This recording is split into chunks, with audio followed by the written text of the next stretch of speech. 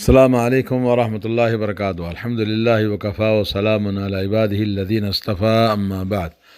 دوستو، بھائیوں اور بہنوں، آج آپ کے سامنے فطرت کی سنتیں، یعنی سنتیں فطرت کی مطلب یہ ہے کہ وہ خصلتیں، وہ سنتیں، وہ مستحب اعمال جو تمام انبیاء کے نزدیک سنت رہی ہے اور جس کا شریعت نے ہم کو بھی حکم دیا ہے، تو ہم جانیں کہ کیا طریقے ہیں فطرت کے اور کیا سنتیں ہیں۔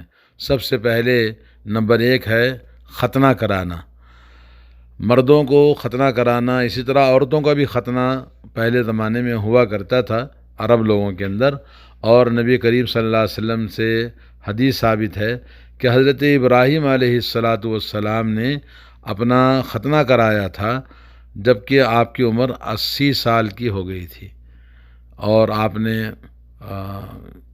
ہتھوڑے سے اپنا ختنہ کیا تھا، جیسا کہ بخاری کے اندر یہ حدیث ہے۔ اور ایک حدیث ہے کہ ایک شخص مسلمان ہوا تو نبی علیہ السلام کے پاس جب آیا تو آپ نے اس کو غسل کا حکم دیا اور یہ کہا کہ اپنے سر سے کفر کے بال نکالو اور ختنہ کرواؤ۔ یہ حدیث سنن ابو داؤد کے اندر موجود ہے۔ نمبر 2، زیر ناف بالوں کو صاف کرنا، مرد ہو یا عورت، زیر ناف بال صاف کرنا ہے۔ نمبر 3 ہے بغل کے بال صاف کرنا، چاہے وہ کھیڑ کے نکالیں یا یہ کہ آپ جیسے بھی اس کو صاف کریں، یا یہ کہ جیسے لیڈیز کے لیے کوئی بھی مختلف کریم ہے، کسی بھی طرح صاف کریں، کوئی حرج نہیں ہے۔ نمبر 4 ناخن کاٹنا۔ نمبر 5 مونچھیں کاٹنا، اور مونچھیں کاٹنا واجب ہے جی، کیونکہ حضرت زید بن ارقم رضی اللہ تعالیٰ عنہ کی حدیث ہے، من لم یاخذ من شاربہ فلیس منا، جو شخص اپنے مونچھیں نہ کاٹے وہ ہم میں سے نہیں ہے۔ اور حضرت ابو ہریرہ رضی اللہ تعالیٰ عنہ کی حدیث ہے، نبی کریم صلی اللہ علیہ وسلم نے فرمایا، الفطرۃ خمس او خمس من الفطرہ، فطرت میں 5 چیزیں کرنا ضروری ہے۔ نمبر 1 جیسا کہ ختنہ، نمبر 2 زیر ناف بالوں کو صاف کرنا، نمبر 3 بغل کے بال نوچنا، نمبر 4 ناخن کاٹنا، پیر کے ہاتھ کے سب، وقص الشارب، نمبر 5 مونچھیں مونڈنا، مونچھیں کاٹنا جی، مونچھیں کاٹنا ہے۔ صحیح بخاری کے اندر یہ حدیث موجود ہے۔ اور وقت النبی صلی اللہ علیہ وسلم اکثر المدت التي تترک فیہا هذه الخصال، حضرت انس رضی اللہ تعالیٰ عنہ کی حدیث ہے، وقت لنا فی قص الشارب، مونچھوں کے مونڈنے کے لیے، وہ تقلیم الاظفار، اور ناخن کاٹنے کے لیے، وہ نتف الابط، اور بغل کے بال صاف کرنے کے لیے، اور زیر ناف بالوں کو صاف کرنے کے لیے، اللہ نترک اکثر من 40 لیلۃ، ہم بالوں کو 40 دن سے زیادہ نہ چھوڑیں۔ یعنی مطلب یہ کہ آدمی جلد سے جلد جتنا ہو سکے اس کو صاف کرے، لیکن زیادہ سے زیادہ اگر چھوڑا بھی ہے تو بھول گیا یا کسی وجہ سے، تو 40 دن سے زیادہ نہیں چھوڑنا چاہیے۔ یہ حدیث صحیح مسلم کے اندر موجود ہے، کتاب الطہارہ باب خصال الفطرہ میں موجود ہے۔ اسی طرح امام نسائی نے بھی یہ حدیث بیان کی ہے۔ نمبر 6 ہے داڑھی بڑھانا۔ داڑھی بڑھانا، داڑھی چھوڑنا واجب ہے۔ حضرت عبداللہ بن عمر رضی اللہ تعالیٰ عنہ کی حدیث ہے، نبی علیہ السلام نے فرمایا، خالف المشرکین وفر اللحیٰ واحفظ الشوارب، مشرکین کی مخالفت کرو، داڑھی کے بالوں کو چھوڑو اور مونچھ کے بالوں کو کاٹو۔ یہ حدیث صحیح بخاری کے اندر آئی ہے۔ اور اسی طرح دوسری حدیث ہے، حضرت ابو ہریرہ رضی اللہ تعالیٰ عنہ فرماتے ہیں، جز الشوارب وارخ اللحیٰ وخالف المجوس، کہا کہ مونچھوں کو کاٹ کے چھوٹے کرو، داڑھی کو چھوڑو اور مجوسیوں کی مخالفت کرو۔ اس کے علاوہ اور تقریباً 2-3 روایتیں اور بھی ہیں جس میں داڑھی چھوڑنے کی تاکید فرمائی گئی ہے۔ آج کل لوگوں کو داڑھی چھوڑنے سے الرجک ہوتی ہے اور چھوڑنا پسند نہیں کرتے ہیں، جبکہ سخت اسلام میں تاکید کی گئی ہے۔ مسجدوں کو آتے ہیں تو کچھ لوگ وہاں پر ٹوپی رکھی رہتی ہے، ٹوپی پہننا ضروری نہیں ہے، داڑھی چھوڑنا ضروری ہے۔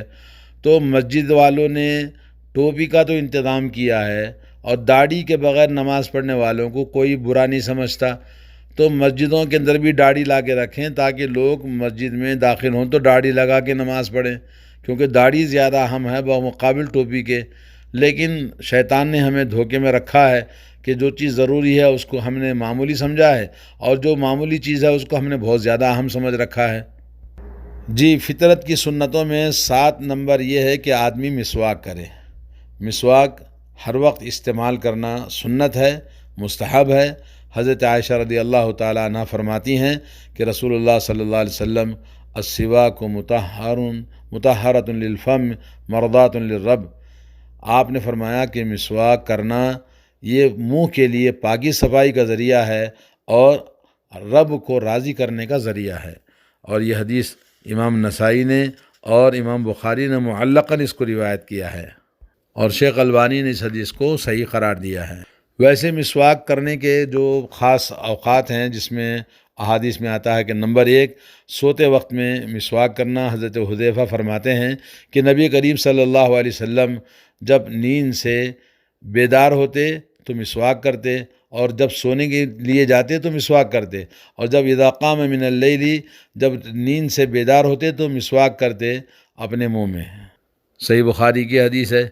اور دوسرا، ہر وضو کے ساتھ میں مسواک کرنا حضرت ابو ہریرہ سے مروی ہے، نبی کریم صلی اللہ علیہ وسلم نے فرمایا لولا ان اشق علی امتی لامرتہم بالسواک عند کل وضوء، اگر میری امت کو مشقت میں ڈالنے کا ڈر نہ ہوتا تو میں انہیں ہر وضو کے ساتھ میں مسواک کرنے کا حکم دیتا۔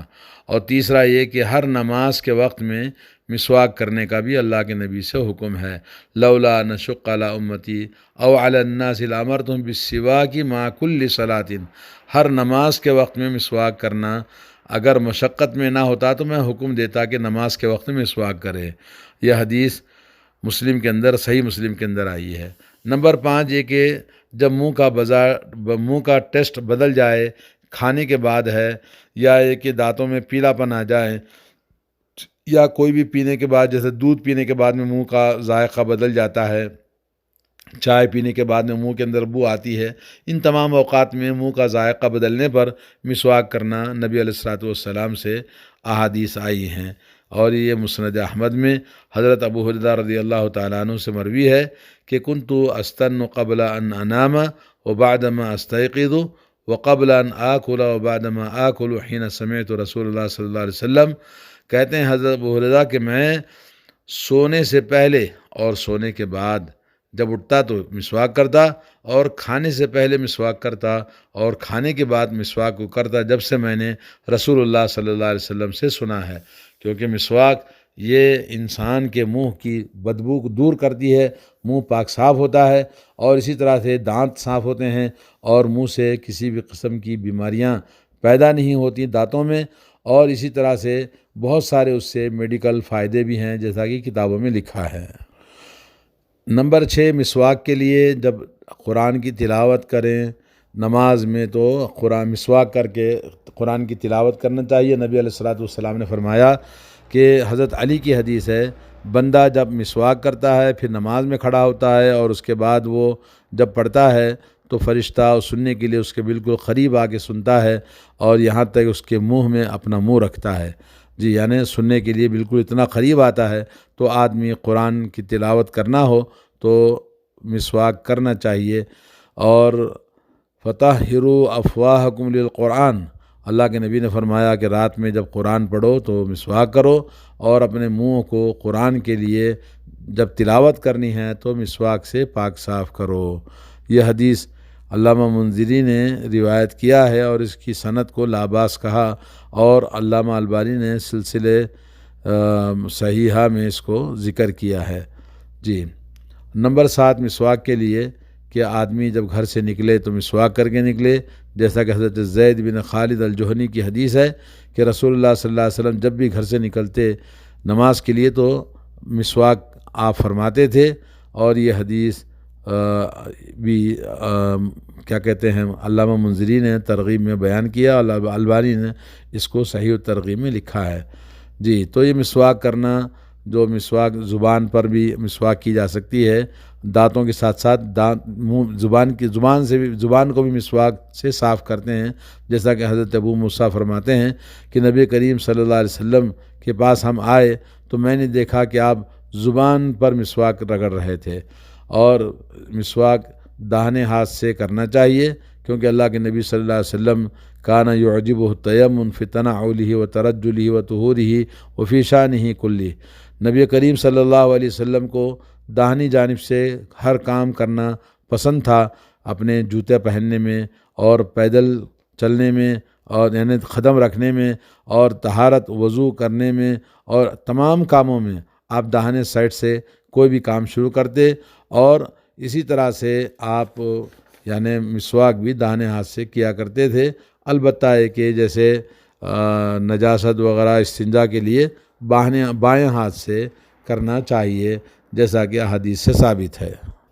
اور 8ویں چیز فطرت کی سنتوں میں سے یہ ہے کہ آدمی اپنے جسم کے وہ جوڑ کو، جتنے بھی جوڑ ہیں، جیسے انگلیوں کے بیچ میں ہے، پیروں کی انگلیوں کے بیچ میں ہے، اور اسی طرح سے گھٹنوں کے پیچھے جوڑ میں، رانوں میں، ان تمام کو اچھی طرح سے صاف کرنا، دھونا، کیونکہ نبی کریم صلی اللہ علیہ وسلم نے کہا کہ وہاں میل جمع ہوتا ہے، پسینہ جمع ہوتا ہے، تو وہاں بدبو پیدا ہوتی ہے، امراض پیدا ہوتے ہیں اس سے، اس لیے آپ نے کہا کہ جتنے بھی جوڑ ہیں ان کو دھونا چاہیے۔ جی ہاں، اور اس سلسلے میں جو احادیث آئی ہیں وہ صحیح کیا بولتے ہیں بخاری کے اندر موجود ہیں۔